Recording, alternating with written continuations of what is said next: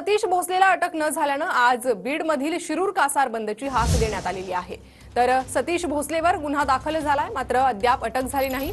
Shirur Kasar police ठाण्यावर आज आक्रोश मोर्चा निघणार आहे। मोर्चाच्या पार्श्वभूमीवर शिरूर शहरात पोलीस बंदोबस्त वाढवण्यात आलाय। अधिक अपडेट आपण घेणार आहोत आमचे प्रतिनिधी ज्ञानेश्वर लोंढे यांच्याकडून। ज्ञानेश्वर, काय अधिक अपडेट आहे या मोर्चाच्या पार्श्वभूमीवर?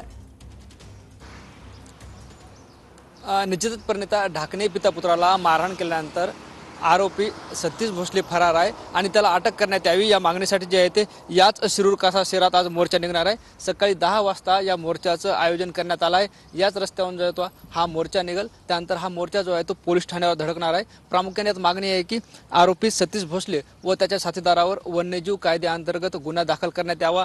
त्याचबरोबर सतीश भोसले याच्यावर मकोका लावण्यात यावा आणि आरोपीला सहकार्य आमदार सुरेश धस करत आहेत असा आरोपही मोर्चेकरांनी केला आणि त्यामुळे आमदार सुरेश धस यांनाही यांच्यावरही गुन्हा दाखल करण्यात यावा अशी मागणी या मोर्चाच्या माध्यमातून केली जाणार आहे। 10 वाजता या मोर्चाला सुरुवात होणार आहे आणि या मोर्चाचा समारोप जो आहे तो पोलीस ठाण्यावर होणार आहे। एकंदरीत जे आहे ते संपूर्ण मागण्या जे आहेत ते सतीश भोसले यांच्याशी निगडीत आहेत आणि त्याला अटक करण्यात यावी हीच एक जे आहे ते प्रमुख मागणी या मोर्चाच्या माध्यमातून पाहायला मिळते। परिणिता, नक्कीच ज्ञानेश्वर, धन्यवाद या सविस्तर माहितीसाठी।